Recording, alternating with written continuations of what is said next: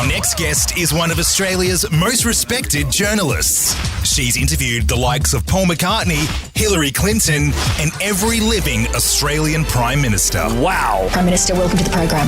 Okay, thanks everyone. She's the anchor of a new series, The Assembly. This is a chance to work with people who haven't really had a voice in media. Please welcome Leigh Sales. Oh my gosh. It always makes me nervous when we have someone intellectual come in. I've got hidden shallows that you're not aware of. Oh, great. We'll find them. Welcome. I want to say firstly though, I just want to say congratulations on your interview with Nick Cave. Thank you. Last Monday. It was absolutely stunning because he's raving. I forced my way into meeting him a little while ago at the State Theatre in Sydney. Oh, wow. Yeah. How did you do that? I just asked his manager if I could meet him because I'm a huge fan. And I said, please, by all means, he's allowed to look at my stuff and know that I'm not too creepy, a little bit. But you are a creepy fan. You love him that much. So then I waited around on the Tuesday night and I'm waiting there and his manager came out and said, he's just having dinner backstage with the Prime Minister. You're welcome to pop in if you'd like, or you can come back tomorrow. And I said, I don't want to be that guy that's interrupted his dinner with the Prime Minister. So I went back and I met him. So yeah. Oh, you went back the next day? Yeah. Oh, that's so nice of you to be so thoughtful like that. Do you know what? I was so intimidated to meet him because I felt like I'm going to walk in, he's going to immediately just cop the whiff that in the 80s when he was in the birthday party, I was listening to Wham and Banana. So I was a bit intimidated. But yeah, he was pretty amazing. He's pretty Although amazing I saw at the start, and I won't hog this whole chat talking about Nick Cave. I like it. I know, I've got so many questions. You did say something at the start of the chat, which I've always done. I always write, because he made a comment on your notes. Yes. And I always handwrite all my notes and my questions. But then, what did you say about your notes? So I always take in my questions and I'm prepared to kind of use them or not use them. So he walks in, he goes, are those your questions? And I go, yeah, but I don't always look at them. And he goes, oh, well, I guess if you look at them, I'll know it's not going very well. Yeah. And so then I felt like I couldn't look at them for the entire interview. So I never looked at them for the whole interview. And I was just like, God, I hope I can remember everything. God. So they're like a safety net, the fact that I've written them down and I don't have to use them. Same here, but I can't go in there without some little security blanket. In your opener, it said you'd interviewed Hillary Clinton. Did you watch her on stage at the Democratic National Convention earlier in the week? I did catch a little bit of it. She looked glamorous. I know. She's had a real glow up, Hillary Clinton. Did she have her big hair on? The big TV hair? American women always have the big hair. Yep. They all have a lot of hair. They've got that teasing comb. They do. That back combing down. It was, and they were doing it right before she walked out. You could tell she looked it great. had just been smoothed out. Kamala Harris has nice hair too. She does. While we're on the big issues. And it's so shiny and glossy. I know. Who cares about her policies? Yeah. How does she get the gloss? Yeah. But Donald Trump thinks he's hotter than Kamala Harris. So Donald Trump is cooked. Who is the most, you was talking before about how intimidating it was to interview Nick Cave. Who is the most intimidating person you've ever spoken to? Yeah. I think it's kind of like, a bit like you said, people that I fear like I'm not going to be able to intellectually match wits with them. So Paul Keating's pretty intimidating. Jermaine Greer, pretty intimidating. So just people like that where you feel like, oh God, like they're going to just clock that I'm a fraud. I find though on TV people come to the party a bit more than on radio. So because they've had their makeup done, they look good, they know what to so I feel like they're a bit nicer than sometimes in here. I've had for instance, I'll just say Rihanna. Oh my God, I had the same. She was the worst. Because it's radio and who cares? This was not recent. She Rihanna, fell asleep while we were interviewing her. Yeah. Wow. Insane. So do you get, but I mean, isn't it kind of, I always wonder when they're disengaged, isn't it socially awkward? Because I always feel like, I just want to be like a nice, polite human. I want everyone to like me all the time. Yeah. So I can't fathom that I could just go in and be kind of phoning it in and not making eye contact. And whatever. Yeah. Especially when you're plugging your own huge movie or tour. Does it happen very often? Does it happen very often? Yeah. I think sometimes it's hard because sometimes you get people who just are not a good guest, who just don't really give you much. Yeah. And I think sometimes with radio, like you said, because it's not TV and because they don't think that there's cameras, even though we're in a room full of cameras, that they can kind of half-ass it. Yeah. But on TV, they'll turn it up because they can be zoomed in on. Don't you think as well it's a gift when someone comes in and you just can give them the lightest underarm bowl and then they just run with it? You just got to give a gentle steer 100%. And they've got all their anecdotes. Well, that's why we got Joel, because Joel was radio's best guest. Yeah. You used to come in, because I guess you were so scared of people not liking you. I'd come in, I'd flap the limp wrists, I'd put it all on. So Yeah. So I guess what Hello, we're saying Melbourne. is being a good guest is a sign of mental illness and, Yes. and deep Yes. self-loathing. Yeah. Probably. Slash respect. I'll be thinking about that all night now, Leigh Sales. Thank you very much. Although I did have an awful interview with Mark Wahlberg once, and I realised afterwards I'm interviewing you about Ted too. You're hardly Robert De Niro.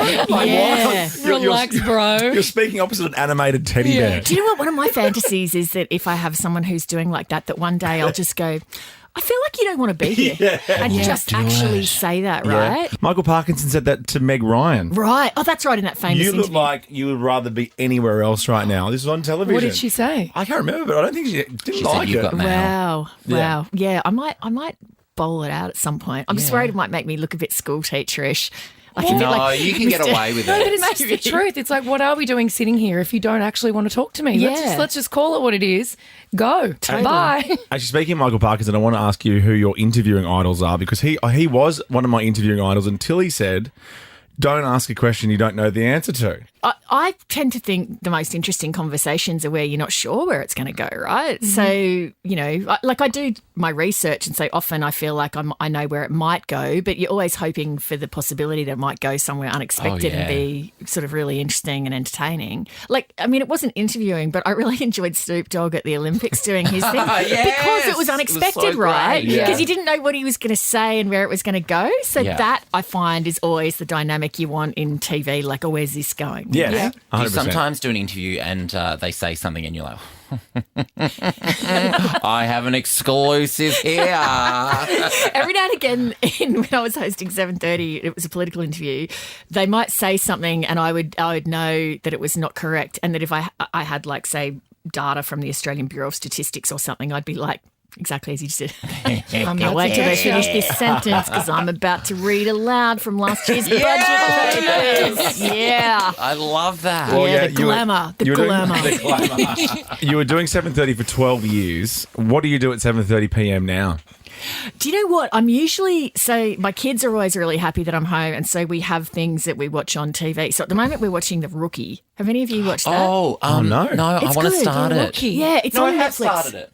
Yeah, it's great. It's a guy who's in his 40s who joins the LAPD. He's like the oldest dude in the LAPD. It's actually quite good. Yeah. Okay. Yeah, I recommend it. It's nothing like fancy. It's just a good basic kind of police. I there tried you to get go. my boyfriend into it and he wouldn't, but I'm going to go home and be like, Leigh Sales, watch this. So, And clearly not watching 7:30 anymore. Oh, you knew you were waiting for it to finish. That was his equivalent of having the budget papers. know, He was yeah. like, He's like, I gotcha. gotta Sarah get it. Ferguson's on the phone. Now, tell us very quickly, the Assembly premiered on Tuesday. It's on Tuesdays on the ABC at 8:30, or iView, obviously. Yeah. What's the Assembly all about? Okay, so it's 15 autistic people who I mentor, and they sit down as a group and they interview one person. So it might be the PM, an actor, celebrity, sporting person, or whatever.